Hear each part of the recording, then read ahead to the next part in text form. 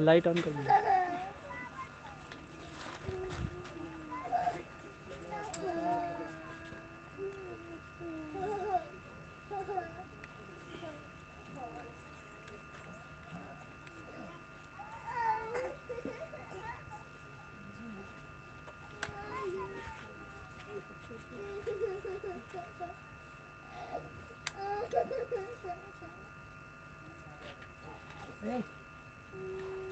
आवाज नहीं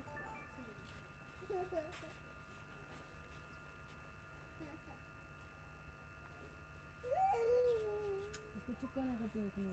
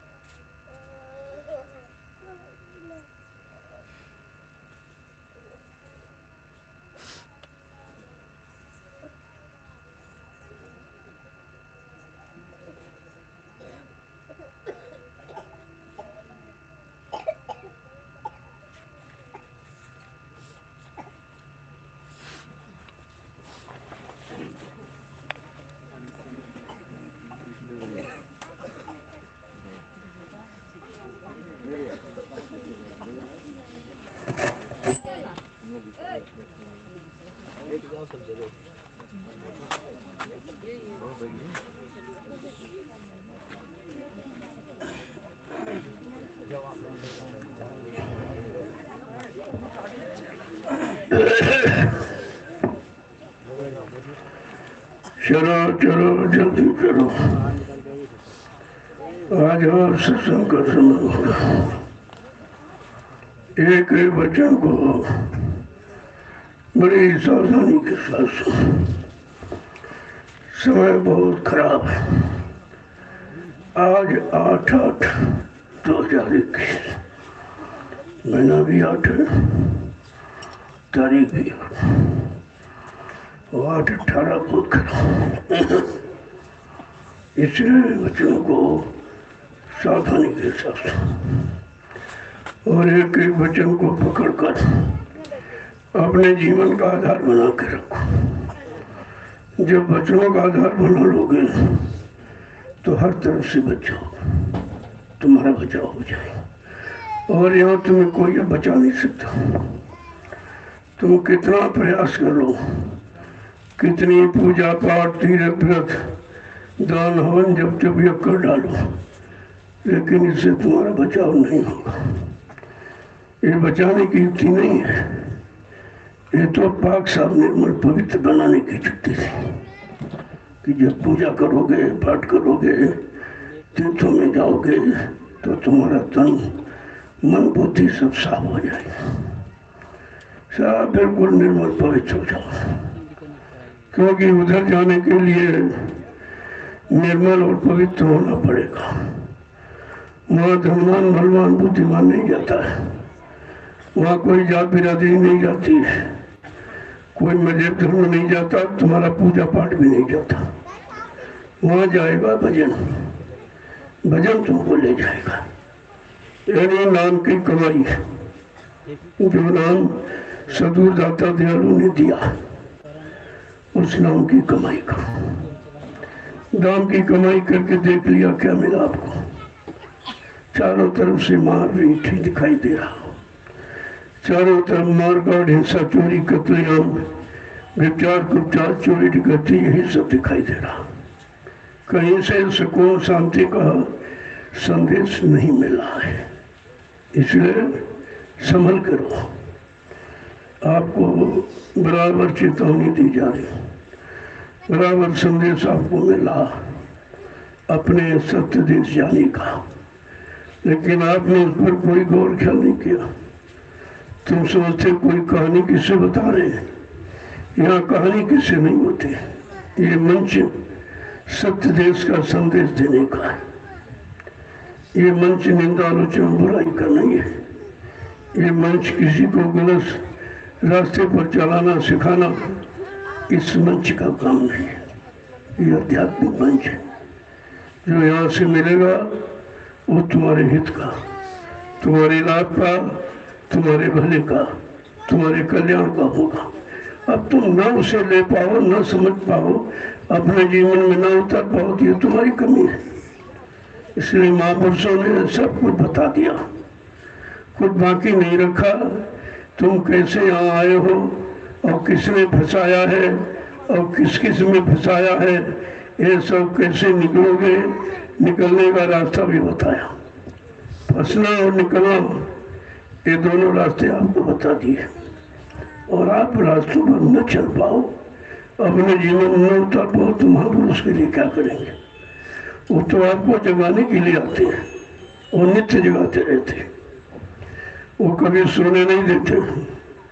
उनका संदेश, आदेश, निर्देश जगने जगाने का होता है। अब आप कैसे जगोगे? तो ये वचन है, ये वचन बाण है। अगर ये बाण लग जाए तो फिर कभी नींद नहीं आएगी आपको। वचनों का बाण अगर लग जाए फिर वहां नींद कहाँ? तकिया और बिछौना क्या रे, आशिक होना फिर सोना क्या रे। देखिए कितनी बड़ी चीज है सच्ची आशिकी, सच्ची लगन, सच्ची तड़प अगर मालिक के प्रति पैदा हो जाए, फिर और आपको लेना ही क्या है? यही तुम्हारे साथ जाएगा। बाकी जो शरीर इंद्रियों से आपने रखा है, कमाया है, वो सब यही छूट जाएगा। तुम्हारे साथ कोई भी सामान जाने वाला, ये शरीर में नहीं जाएगा। जिस शरीर के लिए तुम रातों दिन परेशान हो, इसी को खिलाने में, सजाने में सारा समय तुम्हारा जा रहा है। और ये है चमड़े का खोल जिसमें जीवात्मा बैठी। जीवात्मा के रहने का मकान है शरीर, और एक दिन जीवात्मा निकल जाएगी, मकान खाली पड़ा रहेगा। फिर इसको कोई अपना नहीं कहेगा। न पत्नी कहेगी हमारा पति है, न बेटा कहेगा हमारा बाप है, न पति कहेगा हमारी पत्नी। ये सब रिश्ते खत्म हो जाए। जब तक जीवात्मा शरीर में है तब तक ये रिश्ते आपके चल रहे हैं और सामान भी आप प्रयोग कर रहे हो। जिस दिन जीवात्मा निकल जाएगी उस दिन तुमको कोई अपना नहीं मानेगा और ये सामान भी तुम्हारे साथ नहीं जाएगा, क्योंकि हम आप माँ के गर्भ से नंगे ही पैदा हुए थे। जब नंगे आए हो तो नंगे जाओगे, जब लाए नहीं तो ले कैसे जाओगे?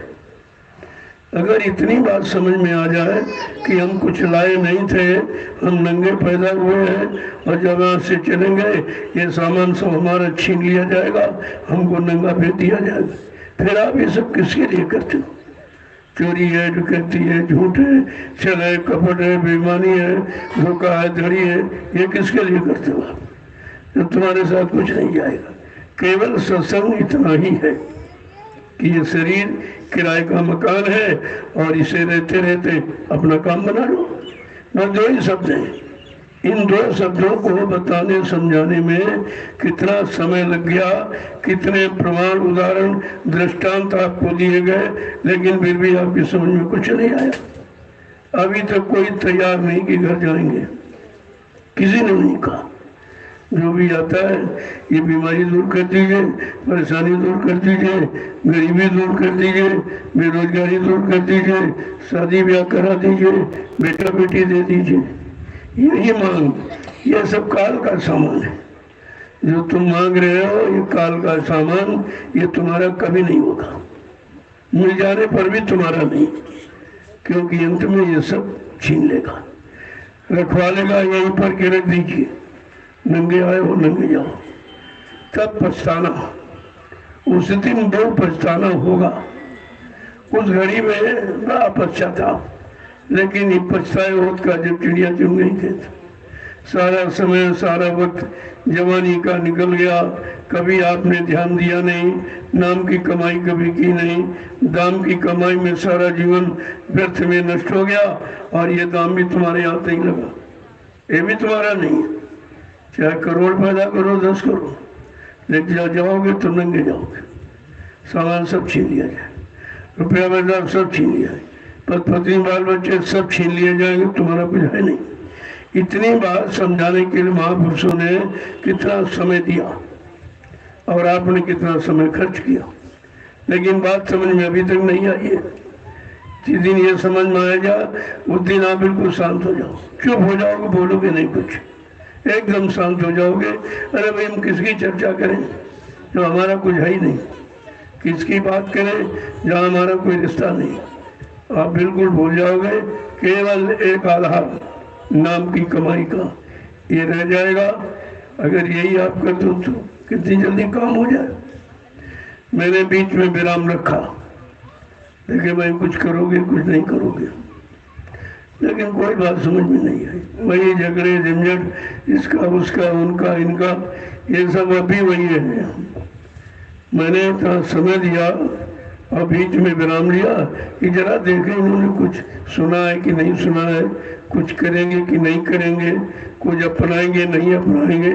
लेकिन कहीं कुछ जैसे थे वैसे, आगे पाठ पीछे सपाट, जो सुनाया वो सब खत्म, कहानी किससे रह गई। इसलिए मैंने बीच में सुनाना बंद कर दिया। क्या जरूरत, हम क्यों बड़ा समय खराब करें जब तुम्हारी समझ में कुछ आना नहीं है, करना तुमको कुछ है नहीं, अपने आप को बदलना नहीं, बदलाव देखना चाहते हो। परिवर्तन पहले अपने में करो, अपनी आदतों में, अपने गंदे विचारों में, गंदे खान पान में पहले परिवर्तन करो, तब तुम उस परिवर्तन को देख सकोगे जो विश्वव्यापी होगा। केवल भारत का ही नहीं, विश्व का परिवर्तन होगा। अब आप सोचिए, जो विश्व का परिवर्तन करने आया है वो कितना महान होगा। सारी दुनिया जिसके यहाँ द्वार पर नतमस्तक हो जाएगी, वो कितनी मानता है। लेकिन अभी समझ में आपके आ नहीं रहा, क्योंकि आपको सरलता में दिया जा रहा, कुछ बदले में आपसे मांगा नहीं जा रहा। मैंने तो अभी कभी नहीं कहा आपसे 1 रुपया दे दीजिए, ये काम मेरा नहीं। हमारे गुरु ने मुझे भिखारी नहीं बनाया, भिक्षा मांगने का आदेश नहीं दिया, कर्म का आदेश दिया। जब कर्म करोगे तो सब चीज तुम्हारे आगे, तुम्हारे पीछे हो जाएगी। लेकिन कर्म तो करो। अब कौन सा कर्म करो, कौन सा कर्म न करो, अभी कर्म ही समझ में नहीं आया। कर्म तो सभी करते हो, रात दिन कर्म ही तो कर रहे हो आप। कोई घड़ी कोई वक्त तुम्हारा बगैर कर्म के जाता नहीं, और यही कर्म तुम्हें छुटकारा नहीं दे रहा। ये कर्म जो करते हो बंधने का, ये खुलने का निकलने का कर्म नहीं है। जब हम बंधने के कर्म करते हैं उसी में निरंतर बंध रहे हैं, गांठ पर गांठ, गांठ पर गांठ लगती चली जा रही, इतनी गांठें लग जाएंगी कि खुलना मुश्किल हो जाएगा। लेकिन समझ में कहाँ आ रहा, जिस दिन यह समझ में आ जाएगा कि हमें क्या कर्म करना क्या नहीं करना, मानव कर्म मानव धर्म है क्या, मनुष्य का असली कर्म क्या। ये तो शरीर इंद्रियों के कर्म तो सभी करते हो, वही खेती है, दुकान है, दफ्तर है, खाना है, पीना है, कमाना है, मल मूत्र त्याग करना, आल औलाद बच्चे पैदा करना, ये तो पशु पक्षी सभी करते हैं। फिर तुम्हारे उनमें अंतर क्या। फिर ये क्यों कहा बड़े भाग मानुष तन पावा, सुर दुर्लभ सदग्रंथन गावा। वो बड़े भागशाली है जिनको कलयुग में मनुष्य शरीर मिल गया, और मनुष्य शरीर के जानकार संत महात्मा फकीर मिल गए, और उन्होंने तुम्हें घर जाने का रास्ता दे दिया। ये तो बड़े बड़े ऋषि मुनियों को नहीं मिला। ये नामदान जो आपको मिला है, ये रामकृष्ण को भी नहीं मिला था, ब्रह्मा विष्णु महादेव को भी नहीं मिला। 33 करोड़ देवी देवता, 9 करोड़ दुर्गा, 10 करोड़ शंभु, ये किसी को नहीं मिला जो आपको घर बैठे दे दिया गया। कीमत आप इसीलिए नहीं समझते हो कि आपको कोई त्याग नहीं करना पड़ा। जब परिश्रम से कोई चीज मिलती है तो उसको इंसान संभाल के रखता है कि बड़ी मेहनत से प्राप्त हुआ, और आपको ऐसे दे दिया गया। क्यों देखा गया, अगर एक एक को बुला के उसके कान में नामदान दिया जाएगा तब तक काल ये सब इन पर अपने घेरे में कर लेगा। इसलिए सतगुरु दयाल ने एकदम नाम की बरसात कर दी, लाउड स्पीकर लगाकर सबको नामदाने की बात दी थी, ताकि तुम काल के घेरे से बच जाओ। इतना तो है लाभ आपको सतगुरु के दर्शन का, उनसे नामदान मिलने का इतना लाभ आपको है कि मानव तन मिलता रहेगा, मनुष्य शरीर मिलता रहेगा। पशुओं में, पक्षियों में, कीड़े मकोड़ों में आप नहीं जाएंगे, ये नामदान का फल है। लेकिन फायदा का, अगर नामदान लेकर भी कोई बुरा कर्म आपने किया तो बहुत बड़ी सजा है। नाम मनुष्य शरीर तो मिलेगा, कहो तुम अंधे ही पैदा हो, कहो लूले लंगड़े पैदा हो, कहो कोढ़ी अपाहिज पैदा हो, कहो गूंगे बहरे पैदा हो जाओ, तो फिर मनुष्य शरीर लेने का मतलब क्या हो? नामदान बड़ा काम करेगा, मनुष्य शरीर दिला देगा, लेकिन नामदान लेकर कुछ बुरा कर्म किया, कोई गंदा खान पान किया, कोई गंदा कर्म किया, तो फिर उसकी ये सजा है कि आप अंधे लूले लंगड़े बहरे काले पैदा हो जाओगे। इसलिए कुछ न कर सको तो नामदान लेकर गंदे कर्म मत करो। चलो अच्छा नहीं कर सकते तो बुरे न करो, अच्छे नहीं बन सकते तो बुरे न बनो, इतना तो करो। चलो तुम नया काम नहीं कर सकते हो, लेकिन जो पुरानी गंदी आदतें जो रोज करते हो उसी को छोड़ दो, उसी से आपका काम बन जाएगा। अब आपको छोड़ना और पकड़ना ये सीखना है, क्या छोड़ना है क्या पकड़ना है, इतनी बात समझ में आ जाए तो फिर काम में देर नहीं है। जो कुछ आज तक पकड़ा वो तुम्हारा नहीं था, उसे छोड़ना है। जो तुम्हारा है नाम, वो नाम को पकड़ लो और चल पड़ो अपने घर की तरफ। नाम सीढ़ी है, नाम डोर है, इसको पकड़कर सतलोक जैसी अटारी पर जाया जा सकता है। इसलिए कीमत नामदान की, वो सब मिल गया आपको, सबको सुचारू वैसे ही दे गया। आपसे कुछ नहीं पूछा कितने कुंटल शराब पी के आए हो, कितने कुंटल मुर्गा में डंडे खा के आए हो, कितनी चोरी डकैती करते बलात्कार ये सब करके आए हो, कुछ नहीं पूछा आपको। और शरण में ले लिया, गोद में बैठा लिया और नामदान दे दिया। कितनी बड़ी महिमा महापुरुष की है, जिसने ये काम किया जो किसी ने नहीं किया। जिनको भगवान कहते हो वो भी बेचारे नहीं ये काम कर पाए, क्योंकि उस समय सदगुरु नहीं आए थे, इसलिए उनको ये नाम नहीं मिला। जिस नाम से जीवात्मा का कल्याण भला होता है वो नाम नहीं मिला, क्योंकि वो नाम संतों के पास।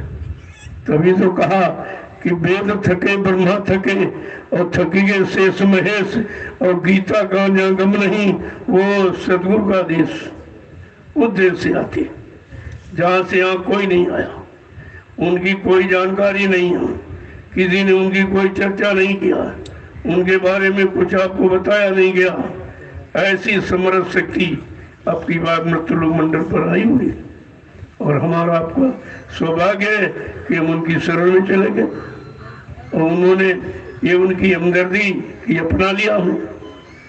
उन्होंने तो नहीं पूछी आज की जाति क्यों, छोटी जाति बड़ी जाति, कोई धनवान गरीब अमीर, हिंदू मुसलमान, कोई स्त्री पुरुष, कुछ नहीं पूछा। क्यों? संत मत में केवल जीवात्मा है, शरीर नहीं है।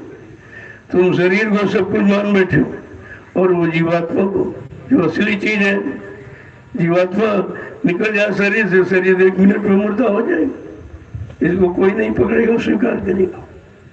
यही अंतर है काल और दयाल में। काल फंसाने का काम करता है, दयाल निकालने का काम करता है। अब आपको सोचना है तुम काल की तरफ खड़े हो कि दयाल की तरफ खड़े हो, ये तो तुम्हें सोचना चाहिए। अभी तक आप यही निर्णय नहीं ले पाए हो कि हम काल की तरफ खड़े हैं कि दयाल की तरफ खड़े। काल ये दाम देता है और दयाल नाम देता है, कितना अंतर है। और तुम्हारा स्वभाव दाम लेने का, दाम पकड़ने का, पैसे पकड़ने का, और मतलब यानी भोगों भोग पकड़ने का। तुमने तो कभी नाम योग किया ही नहीं, और नाम योग की साधना अगर आपने की होती तो ये भोग अपने आप कमजोर हो जाते हैं, फिर उस तरह भी मन जाता ही नहीं। यही करना है। पहले होते दैनिक डायरी बनाओ, ये लिखो तुम्हारे पास कितने कुकर्म किए, कितने कर रहे हो। फिर जब सत्संग में आओ तो निशान लगाओ कि कौन सा बुरा कर्म छूट गया और कौन सा एक अच्छा कर्म हमने पकड़ लिया। तब तो सत्संग में आने का मतलब है। तो ये कथा वार्ता नहीं है जो सुनी और चले गए। यहाँ पकड़ना और छोड़ना है कि जो हम पकड़े हैं वो पकड़ कर तमाम लोग मर के चले गए, कुछ नहीं ले गए, सब यही छोड़ गए। जब वो छोड़ गए तो तुम क्या कुछ लेके जा सकते हो? एक काल का नियम नहीं है, जब तक शरीर रहेगा तब तक उसके सामान का प्रयोग कर सकते हो, और जिस दिन शरीर खत्म सामान खत्म। ये सामान तुम्हारा नहीं है। इसलिए आप देखते हो कि सामान चल चुके हैं, अब हम भी चलने वाले हैं। जैसे जो व्यक्ति रिटायर होता है पहले सामान को भेजता है, चलो भाई मकान खाली करो, हमारा रिटायरमेंट हो गया, और बाद में बना जाता। ठीक इसी तरह ये सामान तुम्हारे चल चुके।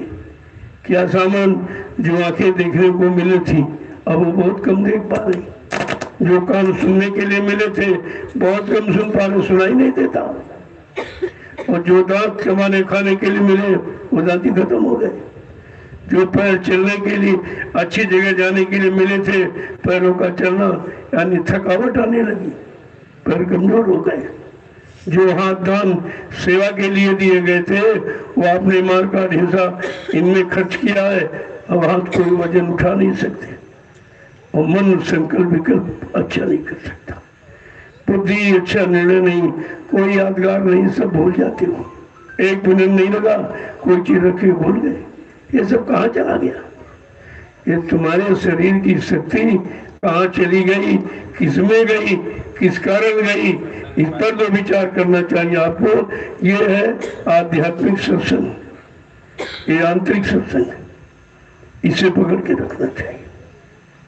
इसलिए मैंने बीच में विराम ले लिया था। अभी गुरु पूर्णिमा के बाद ये पहला सत्संग है आपका। गुरु पूर्णिमा में मैंने गुरु की पूजा पर आपको विशेष ध्यान दिया कि गुरु पूजा में सबकी पूजा, गुरु समान कोई देव न दूजा। अगर गुरु की पूजा जिसने कर ली उसने सबकी पूजा कर ली, फिर आपको किसी की पूजा करने की जरूरत नहीं, क्योंकि जिनकी पूजा आप कर रहे हैं उन्होंने गुरु की पूजा की। भगवान राम ने किसकी पूजा की?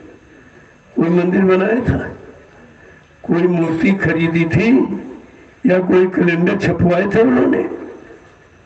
बड़े साफ शब्दों में लिखा है कि प्रात समय उठ के रघुनाथा, माँ पिता गुरु नामे माथा, प्रातःकालीन ब्रह्मेला ब्रह्म मुहूर्त में भगवान राम उठ करके माता पिता और गुरु की पूजा करते, चेतन पूजा। ये जिंदे मुर्दे की पूजा नहीं, जिंदे की पूजा। देखिए भगवान की बात भी तुम नहीं मानते हो, अरे ये पढ़ो कम से कम, आज उनकी पूजा क्यों हो रही? वो भी शरीर लेके हमारे आपकी तरह से आए थे, हमारे आप तरह माँ बाप उनके परिवार थे, सब कुछ था, आखिरकार उनकी पूजा क्यों हो रही? वो तो है भी नहीं तब भी पूजा हो रही, और तुम मौजूद हो, तुम्हारी क्यों नहीं हो रही? तो पता चला कि उन्होंने गुरु की पूजा थी। गुरु वशिष्ठ विश्वामित्र कहा है, गुरु वशिष्ठ कुल पूज्य हमारे, इनकी कृपा धनुज रन मारे। भगवान राम कह रहे मैंने ये कुछ नहीं किया, ये जो कुछ हुआ सब हमारे गुरु महाराज की दया से हो गया। वो कुछ किया, असुरों को दुष्टों को मारा, धर्म की स्थापना, भक्तों की मदद, ये मैंने नहीं की, ये उनकी दया से हो गया।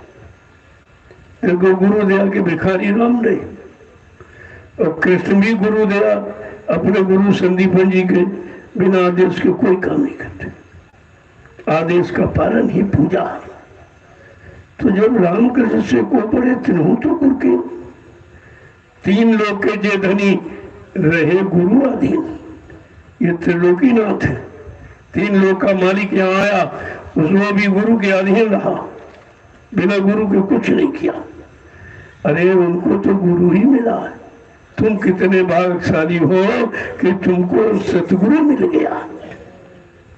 गुरु माने ज्ञान कराने वाला, पाप पुण्य का भेद बताने वाला, अच्छे काम सिखाने वाला, इतिहास बनाने वाला, रात पात धर्म दौलत मान सम्मान दिलाने वाला, और सदगुरु परमात्मा से मिलाने वाला।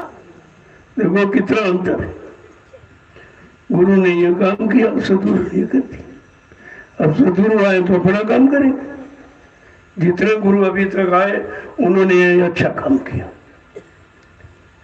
अच्छे मानव कर्म को सिखाया, अच्छे खान पान की शिक्षा उन्होंने भी दी, अच्छे कर्मों की शिक्षा दी, रात पर धन दौलत मान सम्मान सब कुछ करा दिया, लेकिन जीवात्मा को जगह के परमात्मा से नहीं मिला पाए। इस काम के लिए सदगुरु आया है और सदगुरु ने आपको इसीलिए नामदान दिया। भगवान के सामने कोई नामदान नहीं दिया था, उनको नाम मिले नहीं तो तुमको क्या देते हो? देखो कितनी बड़ी चीज आपको मुफ्त मिल गई, कुछ नहीं करना पड़ा और कोई गंदगी उन्होंने पूछी नहीं, भाई कितना खराब करके आए, कितना बुरा करके, कुछ नहीं। वो शरीर इंद्रियों से किया, हमारा उससे मतलब नहीं है, हमारा मतलब तो जीवात्मा से। जीवात्मा ने तो कुछ किया नहीं, वो तो शरीर इंद्रियों वाले कोई कर्म करती ही नहीं, कोई कर्म नहीं करती है, इसीलिए पाक सामने में पवित्र है। अब ये है कि बेचारी फंस गई संग दोष, ये साथ का दोष है जो उसने मन को साथी बना लिया और मन भोगों में जुट गया। उधर वो बैठ के यहाँ बैठ के इंतजार करती है, अरे भाई कब लौट के वापिस आएगा, मैंने वादा तुमसे किया था, तुमको लेकर ही मैं साथ जाऊंगी, बगैर तुम्हारे लिए नहीं जाऊंगी। आज इसी वादे में बेचारी फंसी पड़ी है कि अभी तक जा नहीं पाई। आज उस वादे को पूरा करने के लिए समर्थ सदगुरुदाता दयालु आए, उन्होंने आपको नामदान दिया। नाम ये युक्ति है, इसी युक्ति से आप मुक्ति प्राप्त कर सकते हो, ये मुक्ति पाने की युक्ति है। अब कितने लोग समझ पा रहे हैं, कितने कर पा रहे हैं, करके लाभ उठा पा रहे हैं, यही तो आपको समझना चाहिए। तो जब सत्संग में आओगे बड़ी चौकसी के साथ वचनों को सुना करो, कोई वचन छूटने न पावे। पता नहीं वही वचन तुम्हारे काम का था, उसी वचन से तुम्हारा काम हो जाता और वो छूट गया और रह गया। कितना सरल, किसी युग में ऐसी पूजा नहीं है, इतना सरल, कुछ नहीं, न मंदिर बनाना, न मूर्ति ले आना, न कोई सामान खरीद। क्यों? परमात्मा ने बना बनाया ये मनुष्य मंदिर आपको दे दिया, बनाना भी आपको। इसी मनुष्य मंदिर में अपनी चेतन मूर्ति जीवात्मा को बैठा दिया और मूर्ति भी आपको मिल गई। फिर करना क्या? पूजा करना है। अरे भाई मंदिर पहुंच गए, मूर्ति भी मिल गई, फिर पूजा करना रहेगा। अब मनुष्य मंदिर में कौन सी मूर्ति है, किसकी पूजा करोगे? कहते आत्मा, परमात्मा की मूर्ति है, इसके सामने खड़े होकर हम संकल्प लेंगे कि अब तक जो कुछ किया सो किया, अब वो काम नहीं होगा। अब आपकी दया हो गई, आपने समझा बता दिया, इशारा संकेत कर दिया, अब वो बुरे काम नहीं करो। अब लो नसानी, अब न नसई हो। अगर ये संकल्प लेना आप सीख जाए तो काम में भी देर नहीं है, बहुत जल्दी काम हो जाए। कि अब तक जो भी समय गई, जो सांसों की पूंजी, जो शक्ति की ताकत हमने खराब कर दी, चली गई सो चली गई, लेकिन जो बची है इसी में हमें अपना काम बनाना। अब पूंजी थोड़ी है, काम बड़ा है, तो बहुत समझ के खर्च करनी पड़ेगी। क्यों? पूंजी तो बहुत थी, 96 करोड़ सांसों की पूंजी सबको मिली थी, 96 करोड़ सांसों की पूंजी, और हमने आपने सभी से भोग में खर्च कर डाले, कुछ नहीं बचा। तो क्या कह रहे थे कि इसका खर्च करने की विधि भी जान लो कि बैठने में 12% खर्च होगी, चलने में 18%, सोने में 30% और संभोग में 34% खर्च होगी। इसलिए कहा घर गृहस्थी परिवार में रहो, बाल बच्चों के बीच में रहो, लेकिन थोड़ा संयम से रहो, संयम से। अब जब संयम की बात नहीं समझ पाई तो खोल के कह दिया कि महीने में 30 दिन होते, 29 दिन ब्रह्मचर्य का पालन करो, तब भजन पर बैठो, और एक दिन खराब हो जाए तो बैठो, तो आपको पता चल जाएगा बिना ब्रह्मचर्य के भजन नहीं होगा। कर ही नहीं सकते आप, कि वो शक्ति है जो भजन कराएगी, उसी शक्ति से हमें अपना काम बनाना है, उस शक्ति को बचा के रखना। जो हमें ये जानकारी मिल गई कौन कैसे खर्च होती है, मैंने बैठने में और चलने में और सोने में और संभोग में, ये सब स्थितियों का ज्ञान करा दिया गया। हमें आपको इसमें चुनाव कर लेना चाहिए। अब हम वो काम करेंगे जो हमारी बची खुची श्वासें हैं वो प्रभु के नाम में रखें। अब कोई काम नहीं, केवल नाम की कमाई। तो बिगड़ा है लेकिन संभल सकता है। गई सो गई, रही सो संभालो, नए भी जाने वाली है। जो गया समय वो निकल गया, और अभी अगर नहीं चेते उन्हीं में खर्च कर रहे हो तो ये खत्म हो जाएगा। फिर आपको दोबारा ये मनुष्य शरीर मिलेगा नहीं, ये बार बार नहीं मिलेगा। कबहू कर करुणा न देही, देत हेतु बिन हेतु नहीं। का कभी कभी करुणा निधान, कृपा दया मेहरबानी करके ये मानव अनमोल शरीर हमें आपको दे देते। किसके लिए? जीवात्मा के कल्याण के लिए। जाओ अब की बार मनुष्य शरीर में जीवात्माओं को पूरा अधिकार है कि वो अपने घर जा सकती है, और किसी शरीर में नहीं। पशुओं का, पक्षियों का, कीड़े मकोड़ों का, जंगली जानवरों का जीवात्मा तो उनमें भी है, लेकिन उनको अधिकार नहीं है। क्यों? कोई शरीर एक तत्व का, कोई दो तत्व का, कोई तीन तत्व का, कोई चार तत्व का, लेकिन मनुष्य शरीर पांचों तत्वों से पूर्ण है। क्षितिज पावक गगन समीरा, पंच तत्व रचित शरीरा।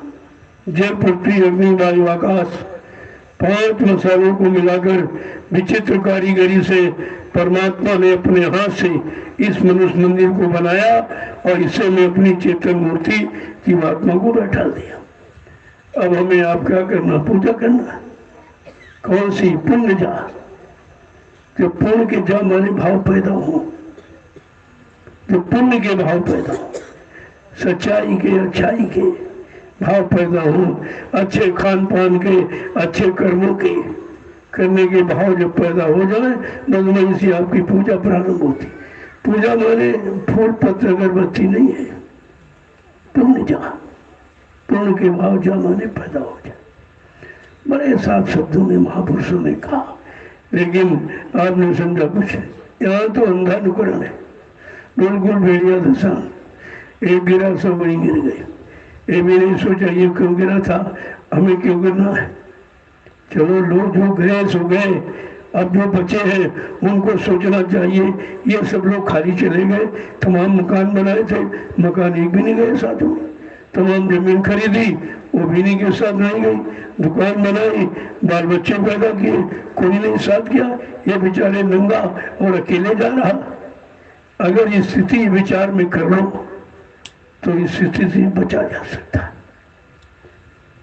इस स्थिति से बचा जा सकता है। अब कई बार मनो शरीर मिला है तो स्थिति में तो जाना पड़ेगा, लेकिन दुर्गति नहीं होगी। जैसे कहते हैं एक सिंहासन जाए, एक बांधा जाए जंजीर। गए दोनों यहाँ से, लेकिन जाने की स्थिति अलग है। वो जंजीर में बांध के घसीट के लिए जा रहा, वो सिंहासन पर बैठ के जा रहा।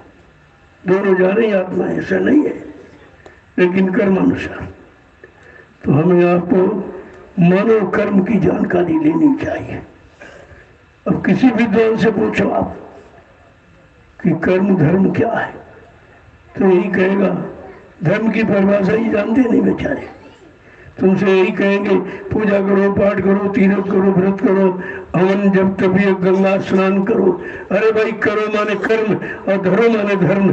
जो धारण किया जाए वो धर्म है, अपने जीवन में उतारा जाए। धर्म माने व्यवस्था। व्यवस्था बुरे कर्मों से बिगड़ती है, अच्छे कर्मों से व्यवस्था पनपती है। यही विचार करना चाहिए। अगर इसी अनुसार हम सब यानी परिवारों में, समाज में, देश में, जातियों में रह रहे हैं, अगर अपनी रहनी गहनी हमने बना ली तो हमारा सब कुछ हो गया, फिर तो काम बन गया। अब रहनी गहनी ही बिगड़ गई। अब काल की रहनी गहनी में बहुत दिनों से रह रहे, उसका स्वभाव आदत बन गई है। और दयाल की रहनी गहनी अभी आपको जब से नाम मिला, तो ध्यान की रहनी क्या है? मन मारो तंजारो, इंद्री भोग विशारो, इतना काम करो तुम अब की, फिर आगे की सतगुरु जानी। इतना काम आपको कर, ये है संतोष। और काल मत में क्या भोग है? इंद्रियों के भोग। दुकान बनाई, मकान बनाया, जमीन बनाई, बच्चे बनाए, और जब चले तो खाली, कोई साथ नहीं किया। ये है काल। काल का मतलब जो तुम्हारा सब छीन ले, और दयाल जो तुमको यहाँ सब कुछ दे के भेजे। कितना अंतर है काल और दयाल में, यही फर्क। और यही हमें आपको सोचना चाहिए। जय गुरुदेव,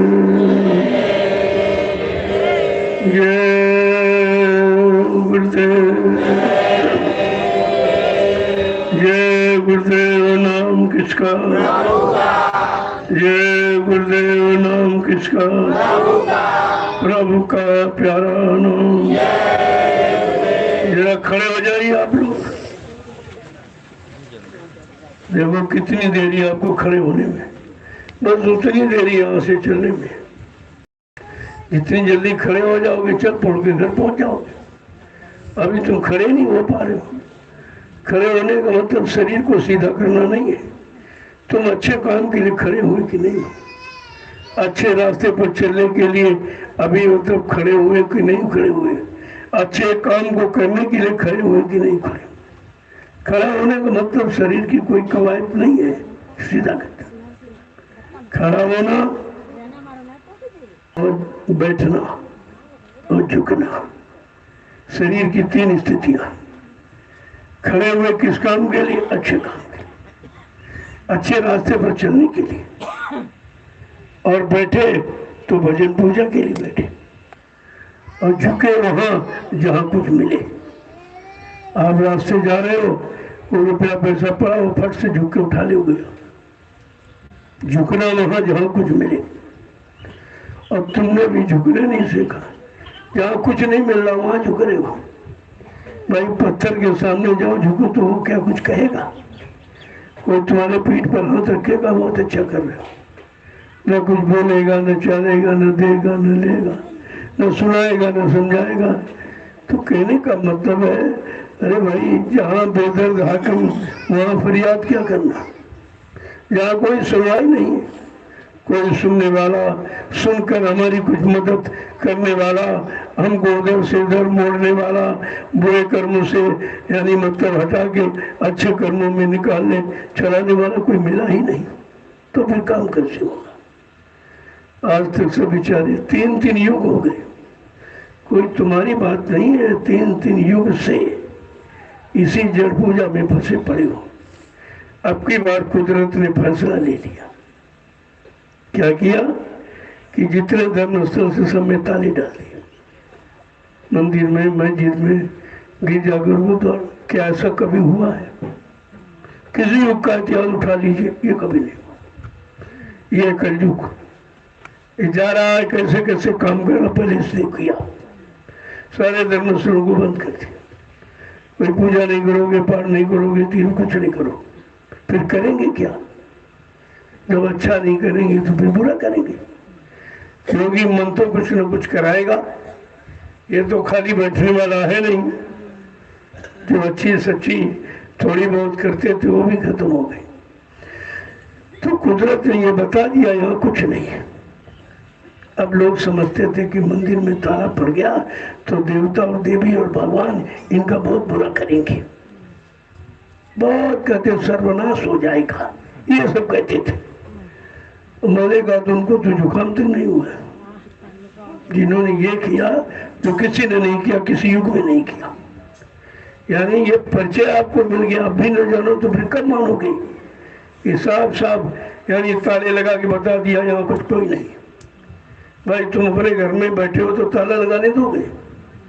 ताला कब लगाते हो? तो घर के सब लोग जो बाहर हो जाते, यानी कोई नहीं रहता। ताले लगाने का मतलब ये प्रमाणित कर दिया, ये मंदिर, मस्जिद, गिरजा, गुरुद्वारे इनमें कुछ नहीं। ये यादगार स्थल है, यहाँ बैठकर आप याद कर सकते हो। भजन कर सकते हो, पूजा कर सकते हो अपने मन की शांति के लिए आप सब। लेकिन यहाँ है कुछ नहीं, जो होने वाली बात वो झूठ है, यहाँ नहीं कुछ। और धर्मशास्त्रों ने भी पहले ही बता दिया। अब धर्मशास्त्रों को तुम बदनाम करते हो क्योंकि तुम उनको पढ़ते नहीं हो, पढ़ते हो तो समझते नहीं हो।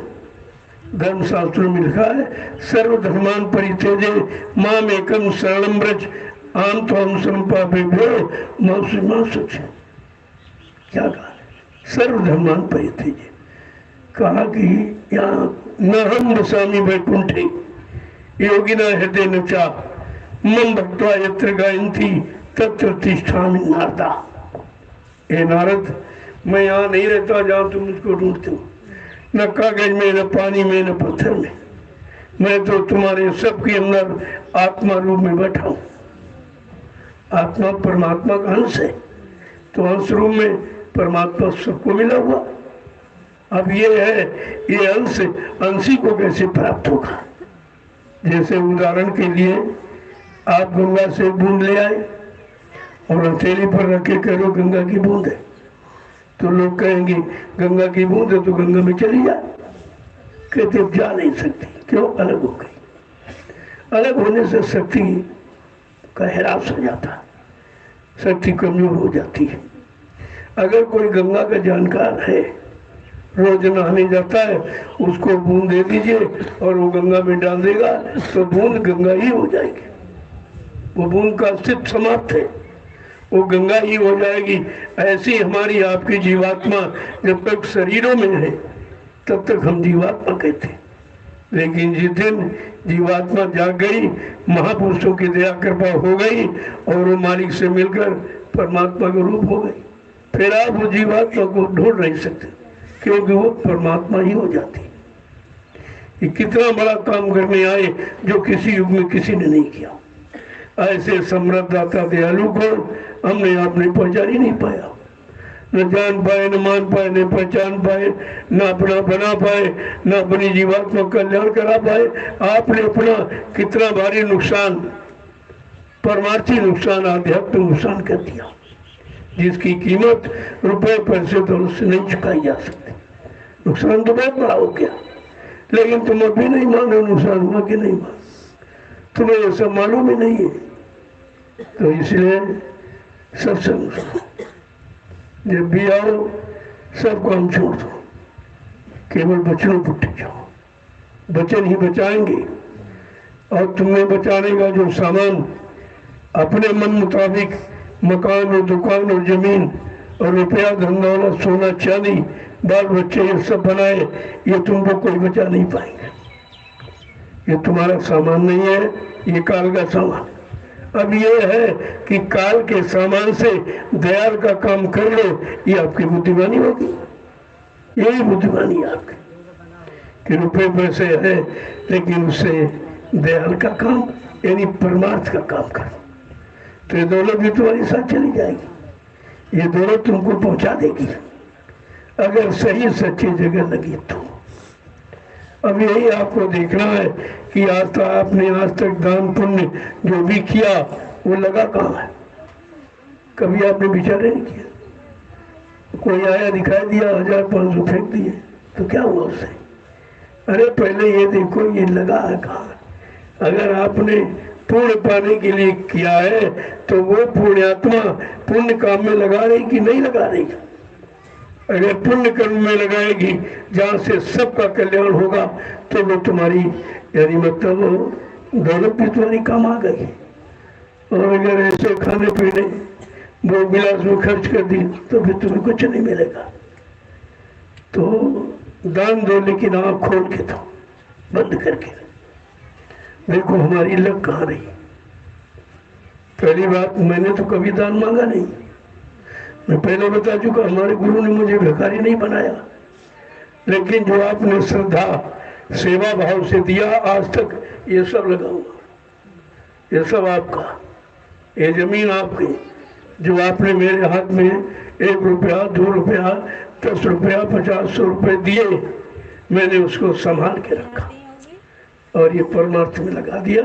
ये अब जमीन तैयार हुई है। और अब जो दे रहे हो तो निर्माण कार्य हो रहा, देख रहे, सब सामने लग रहा, जो भी आप दे रहे हो सब सामने लग रहा। तो इसमें कोई शंका नहीं पैदा होगी कि नहीं नहीं भाई, और हम करेंगे क्या। मैंने पहले बता दिया कि हमारे कोई बीवी बच्चा तो है नहीं जिसके लिए हम झूठ बोलेंगे, आपको धोखा देंगे या कोई करेक्शन करेंगे, इसकी जरूरत नहीं। मेरा कोई बैंक बैलेंस खाता नहीं, एकदम खुली किताब। जो पहली बार मैं तो मांगता नहीं हूँ, आप तो जबरदस्ती कहते हो हमारा ले लीजिए और किसी अच्छे काम में लगा देना, कहते हो हमारे पास समय नहीं है। अब वो तो हमारे ऊपर है, अगर हम नहीं लगाएंगे तो तुम्हारा भार हमारे पर चढ़ जाएगा। तुम ऐसा काम क्यों करें कि तुम्हारा परमार्थ भी बिगड़ जाए और हम उस पर कर्जा लाद रहे। तो इसलिए तुम्हारी एक एक पाई सामने लगी है और लगती रहेगी, जहाँ जैसा अवसर देखूंगा। मैंने कितनी बार कहा अगर भाई तुम ये सब संभाल लो तो मैं दूसरी जगह बैठ जाऊँ। मैं जमीन जायदाद में तो फंसा नहीं, ना हमारे नाम है ना हमारे, मैंने कोई अपने नाम कुछ कराया। यहाँ जो भी देख रहे हो सब आपका, आप सबका, किसी एक का नहीं है, सबका, और आप सबके काम के लिए हो रहा। ऐसे करते रहोगे काम होता रहेगा, और आप जब आप आओगे तो आपको उस काम का लाभ मिलेगा। ये चीज है। अभी आप गुरु पूर्णिमा का कार्यक्रम देखा, तब ये पता चला कि जब 1% भी आदमी नहीं आया, क्योंकि फाउंडेशन लगा था भाई, ज़्यादा आदमी नहीं, ज़्यादा आदमी नहीं, फिर भी मालिक की दया हुई, तुम्हारा इतना विशाल कार्यक्रम जो हिंदुस्तान में कहीं नहीं, पूरे हिंदुस्तान में कहीं कुछ है। लेकिन नैमिषारण्य की तपोभूमि अपना काम करके दिखा रही है। ये मेरा नहीं कुछ है, ये 88,000 ऋषियों की तपस्या का फल है। जो उन्होंने 88,000 ऋषियों ने तपस्या की, तपस्या करके इस भूमि को गौरवान बनाया है और कहा इसमें जब कोई पुण्य आत्मा आएगी तो वो सब काम करके दिखा देगी, सारा काम हो जाए, आधार जमीन ही है। तो मैंने आपसे जरूर कहा कि जब 88,000 ऋषियों की तपस्या की हुई भूमि ये पवित्र, तो उसको ले लो, इसको ले लो और इस पर काम जल्दी हो जाएगा। जब पवित्र भूमि मिल गई तो काम करने की जरूरत है सिर्फ, बाकी कुछ नहीं, बाकी दोनों ने कर दिया। जब भी पहले लोग जमीन की पूजा करते, जमीन का सुधार करते हैं, तमाम समय निकल जाता, पता नहीं शुद्ध हो पाए ना हो पाए, तो ये काम तो ऋषि मुनियों ने कर दिया कि हमको पवित्र, यानी मतलब जमीन को बना के दे दिया।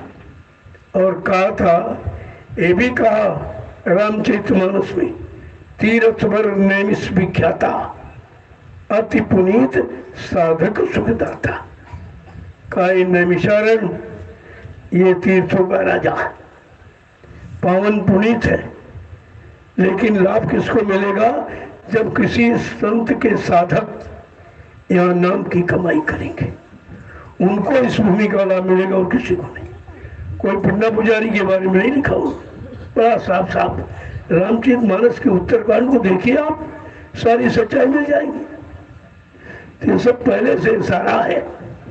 इस भूमि का लाभ किसको मिलेगा, वैसे यहाँ तमाम गांव बस गए, तमाम शहर कस्बे बस गए, लेकिन जो लाभ यानी मिलना चाहिए ऋषियों की तपोभूमि का, वो लाभ इनको नहीं मिला, क्योंकि ये शारीरिक भोगों का काम यहाँ करते, और वो है साधकों की भूमि।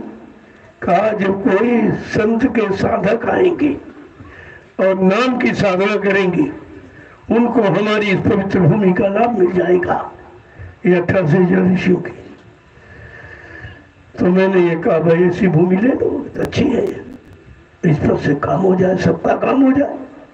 मान अभी थोड़े लोगों, क्योंकि परिवार 45 करोड़ का है, अभी बेचारा बिखर गया है इधर उधर, लेकिन जैसे सत्य की आवाज लग रही है, जैसे जैसे लोग सुनते जा रहे, बराबर चले आ रहे दौड़ते, क्योंकि ये काम कहीं नहीं हो रहा।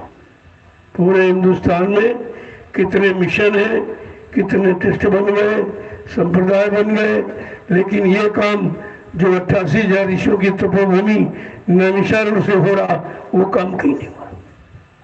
इसको देखिए, समझिए आप क्यों हो रहा। कौन कर रहा, करने वाला, कराने वाला कौन है? जय गुरुदेव, जय गुरुदेव, जय गुरुदेव। नाम किसका? जय गुरुदेव। नाम किसका? प्रभु का प्यारा नाम। जोर से बोलो, काम मिल बोलो, बोलना होगा, अभी से बोलो। दुख दर्द हरेंगे, सब कष्ट मिटेंगे, सुख शांति भी देंगे। सबके दाता, सबके मालिक, प्रेम से बोले। सतयुग कौन लाएंगे, कलयुग कौन भगाएंगे, विश्व को सुख शांति कौन देंगे?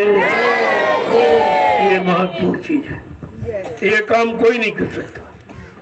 इस पूरी दुनिया में जो जय गुरुदेव प्रभु नाम की आवाज लग रही है और ये काम का जो वादा ये नाम कर रहा, ये कोई नहीं कर सकता। सतयुग लाने का, कलयुग भगाने का, सबको सुख शांति देने का, सब जीवात्मा को जगाने का, परमात्मा से मिलाने का, सबको शाकाहारी बनाने का, ये काम सृष्टि में कोई नहीं कर सकता। वो काम करने के लिए बाबा जी गुरुदेव जी महाराज आए हैं। अभी काम हुआ नहीं, तुम कहते चले गए। तुमने भाई ये काम कौन करेगा फिर? इसका मतलब झूठे गुरु थे क्या? क्या झूठा वादा किया था कि नामदान ऐसे ही दे दिया फुकट में? कोई मतलब नहीं नामदान का भी हल हुआ। तो ये विचार विषय है कि इतना वादा, इतने संकल्प, इतनी प्रतिज्ञा किसी ने की नहीं धरती पर। जब से सृष्टि बनी, जो बाबा जी गुरुदेव जी महाराज ने किया और कहा कि मैं परिवर्तन करने आया हूँ और परिवर्तन करके ही जाऊंगा। कोई माई का लाल हमें इस परिवर्तन से ही न रोक सकता है, न मेरा काम कोई कर सकता है। ये दो शर्तें हैं और चैलेंज है, सारे सृष्टि को चैलेंज। अरे भाई, दुनिया में अगर कोई अपने को समझता तो ये करके दिखा दे, ये करके दिखा दे। कहने का मतलब है पहले वचनों को सुनो, समझो, फिर अपना आधार बना लो, तुम बच जाओगे, सबकी मार से बच जाओगे। इसलिए सत्संग को संभाल के रखो। मैं तो वैसे ही, मैंने कहा आज 8 तारीख है, 8 महीना है, खराब है, चलो संदेश हो जाए। ऐसी खराबी को दूर करने के लिए, इस खराबी से बचाने के लिए कुछ महापुरुष के वचन हो जाए। तो मैं अचानक आगे कुछ बताया नहीं था, क्योंकि अभी विराम चल रहा है कि भाई सावन में कोई नहीं बोलेगा। लेकिन हम तो नहीं बोलेंगे, हम अपने लिए नहीं बोलेंगे, लेकिन जीवों के लिए तो कुछ न कुछ कहेंगे। जय गुरुदेव। देखो अभी कोई सेवा तेवा है नहीं, इसलिए जो भी मिल जाए छोटी मोटी कुछ न कुछ जरूर करो। ये तपोभूमि है, कोई न कोई तपस्या तो करनी ही पड़ेगी आपको। गर्मी की, धूप की, सर्दी की, बरसात की। हमने बरसात में लोगों को खड़ा किया, बराबर खड़े रहे, ये तपस्या है। धूप में भी बराबर सेवा करते रहे, ये तपस्या है। तपोभूमि का लाभ जब भी मिलेगा जब कुछ न कुछ शरीर से तपस्या करोगे, फिर आपको उसका लाभ मिल जाएगा। बहुत थोड़ा बहुत, कुछ ज्यादा नहीं है। अरे भाई, धूप में खड़े हो जाना, बरसात में भीग जाना, सर्दी में, तो कोई बड़ी बात तो नहीं है, ये तो बहुत छोटी बात है। ये छोटी बात से बड़ा काम हो जाए। जो हजारों वर्ष इसी भूमि पर बेचारे खड़े रहे, कपड़े लेते कुछ नहीं, ऐसे खड़े रहे, कोई खाना पीना कुछ नहीं, कोई छाया नहीं थी, हजारों वर्ष। आप उसी भूमि पर आए हो लाभ लेने के लिए, तो कुछ न कुछ तो तुम्हें करना ही पड़ेगा। और कुछ लोग को तुमसे करा लिया जाएगा। आप तो नहीं करोगे लेकिन करा लिया जाएगा। अभी बीच में देखा प्रेमियों ने बरसात में भी खड़े रहे, भीगते रहे लेकिन खड़े रहे। ये दृढ़ता है, ये गुरुभक्ति है, ये अनुशासन है। यही तो आपको देखना है। सत्संगियों, तुम्हें आदर्श बनना है।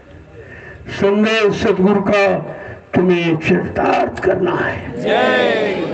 ये दिखाना है कि गुरु सदगुरु क्या है, उनका अनुशासन कैसा है, उनकी भक्ति करने वाले लोग किस तरह की दृढ़ता और मजबूती से डटे हुए हैं। यही आपको दिखाना। तो इसलिए कोई सेवा हो छोटी मोटी तो देख लो, नहीं तो बैठ के चुपचाप भजन करो। ये चौथी सेवा है, सूरत की सेवा। एक तन की सेवा, मन की सेवा, धन की सेवा, और चौथी है सूरत की सेवा, ये भजन। जब कोई काम न करो तो भजन पर बैठ जाओ। कितना सरल, नाम लेते रहो, काम करते रहो, नाम लेते रहो, काम करते रहो। जय गुरुदेव, जय गुरुदेव, जय गुरुदेव। देखिए कितना सरल है। ऐसी पूजा किसी युग में नहीं आई, कुछ नहीं करना आपको। इसीलिए तो गोस्वामी महाराज ने कहा कि कलयुग के जीव कमजोर हैं, बड़े गंदे हैं, इनके पास कोई शक्ति नहीं है, शक्तिहीन है। तो इनको कोई सरल साधन बता दिया। कलयुग केवल नाम आधारा, सुमिर सुमिंदर उतरे पारा। कलयुग में केवल नाम का आधार है। सुमिर माने याद करो और भवसागर से पार चलो। कितना सरल। क्यों? अब की बार भवसागर से पार कराने वाले आ गए और उन्होंने नाम नौका लगा दी है कि मेरे जय गुरुदेव जहाज पर बैठ जाओ, ये तुमको तुम्हारे घर पहुंचा देगा। और कहा ये जय गुरुदेव नाम का इतना बड़ा जहाज है कि अगर सारा विश्व मेरे जहाज पर सवार हो जाए तो मेरे जहाज का एक कोना ही भरेगा।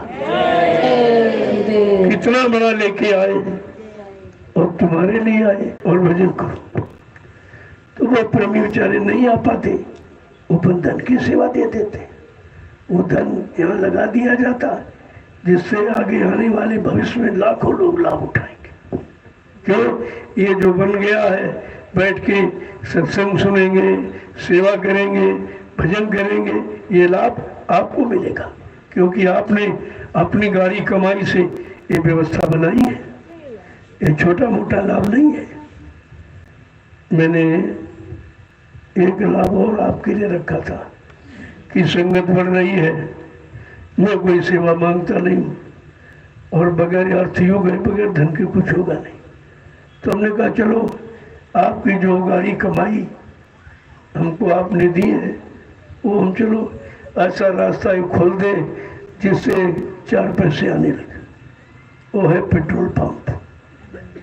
उसके लिए इसमें प्रेमियों को रोजगार मिल जाएगा, उससे क्या ईमानदारी से होगा तो लोगों को ये आर्थिक लाभ मिलेगा। ये दूसरों को लाभ देने के उद्देश्य से, ये कमाई करने के उद्देश्य से नहीं है। और जो 4 पैसे आएंगे वो संगत सेवा में लग जाएंगे। आप पर सेवा का भार कम हो जाएगा।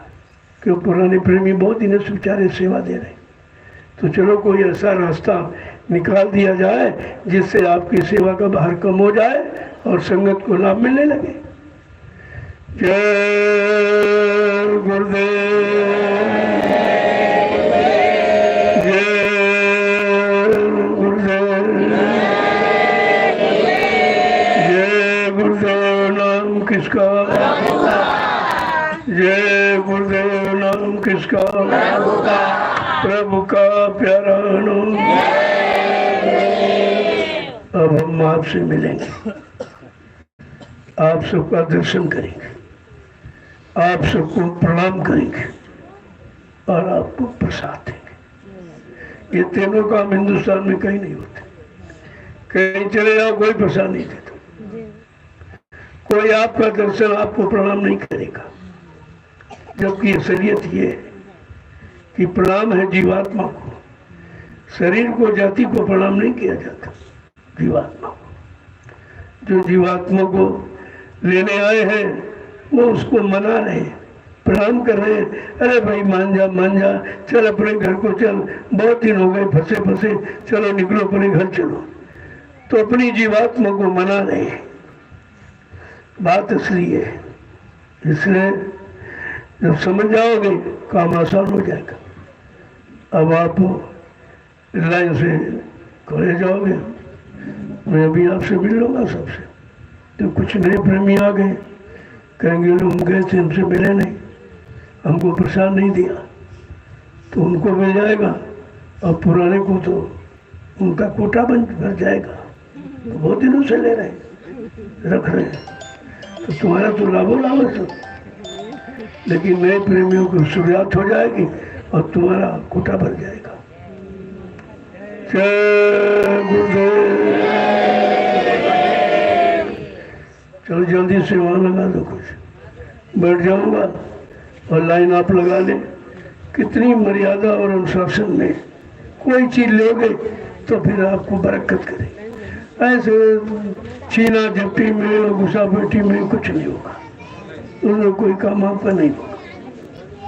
इसलिए अभी मैं वहाँ बैठ जाऊंगा और आप जल्दी से लाइन लगा लें, सबको प्रसाद मिल जाए, सबको हम भी देख लें, आप हमको देख लें, हम आपको प्रणाम करेंगे, मतलब यानी दर्शन आपका करेंगे।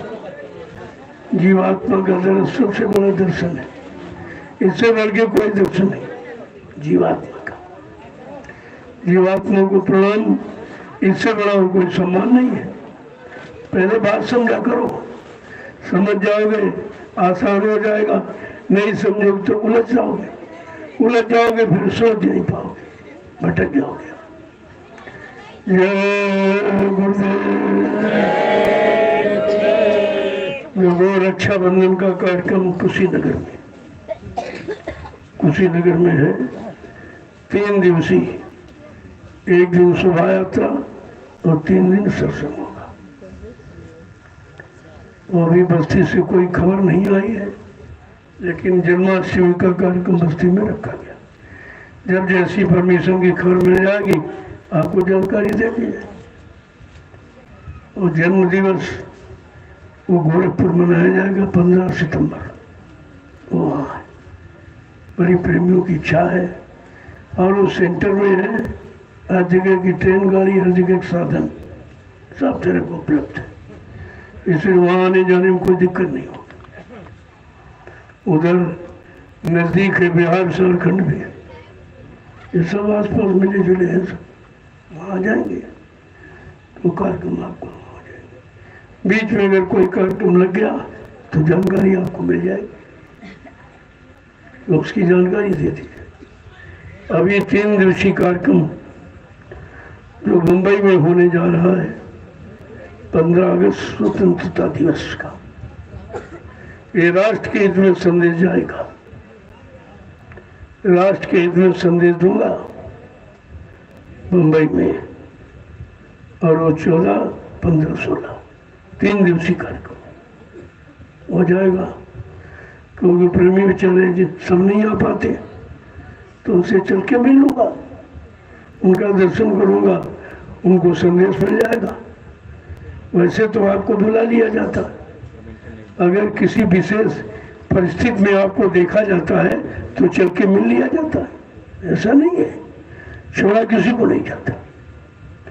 तो ये 3 दिवसीय स्वतंत्रता दिवस 15 अगस्त ये राष्ट्रीय पर्व है, और राष्ट्र के हित में संदेश मैं वहाँ दूंगा जो सारे देश में पहुँचेगा, सबको जानकारी हो जाए कि राष्ट्र के लिए अब किस संदेश की जरूरत है, राष्ट्र के उन्नति, उत्थान, प्रगति के लिए किस संदेश, किस रास्ते, किस सिद्धांत की आवश्यकता है, वो मैं वहाँ पर प्रसारित करूँगा। ले ले, अच्छी बात, नहीं तो आगे और मुसीबत आ रही, भारी मुसीबत। जब छोटी का सामना नहीं कर पाए तो बड़ी का सामना क्या करेंगे, लेकिन नुकसान हो जाएगा। संत महापुरुष तो कभी नुकसान चाहते ही नहीं। साधु से हो न कारज हानि, साधु संग महात्माओं से कभी काम की हानि नहीं वो की, क्योंकि परमार्थ के कारण साधु धरा शरीर वो परमार्थ ही समाज ही देश ही धर्म हित के लिए शरीर ही धारण करते हैं। उनका शरीर धारण करने का अपना कोई निजी काम नहीं, कोई निजी स्वार्थ नहीं, कोई लोभ लालच किसी तरह का नहीं। तो आपको तो सोचना चाहिए। जय गुरुदेव।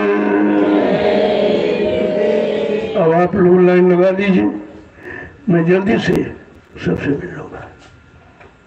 जय गुरुदेव।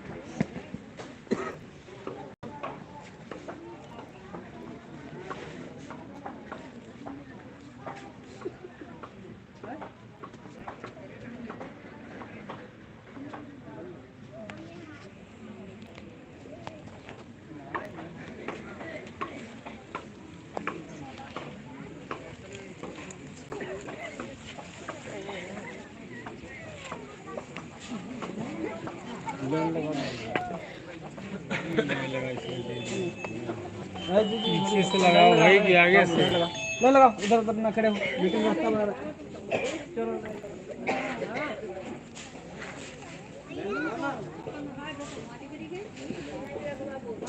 आप लोग लाइन लगा दीजिए लाइन से आओ ना लाइन से आइए लाइन से